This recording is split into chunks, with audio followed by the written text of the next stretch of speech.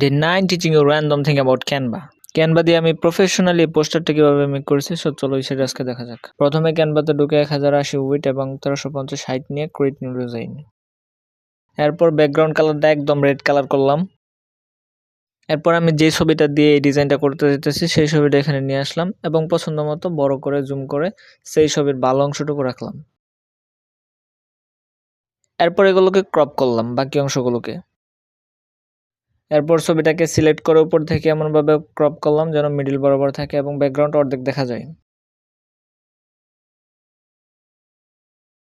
এরপর টেক্সটে গিয়ে আমি আমার টেক্সটটা লিখলাম, এটা হচ্ছে জ্যাকব টাওয়ার।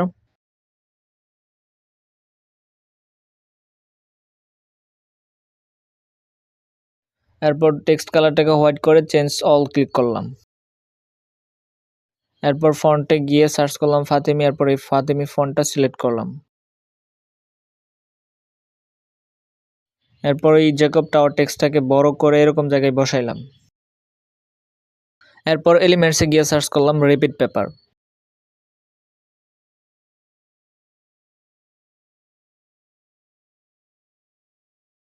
এবং গ্রাফিক্সে গিয়ে খুঁজতে থাকলাম।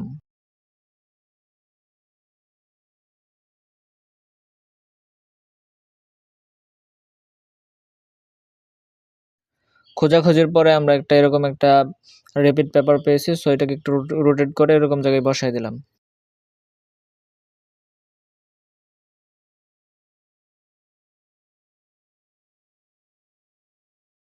সো রিপিট পেপারটাকে আমি টেক্সট এবং ছবির মাঝামাঝি অবস্থানে বসাই দিলাম। এরপর ইমেজটাকে ডুপ্লিকেট করলাম এবং ফুল ফ্রেমে নিয়ে আসলাম আগের মতো। এরপর ইমেজটার ব্যাকগ্রাউন্ড রিমুভ করে দিলাম। সো হয়ে গেল আমার এই জ্যাকব টাওয়ারের ডিজাইনটা। সো যারা এই ডিজাইনটা পছন্দ করেছো তারা লাইক করে আমার ফেসবুক পেজটাকে ফলো করে রাখো।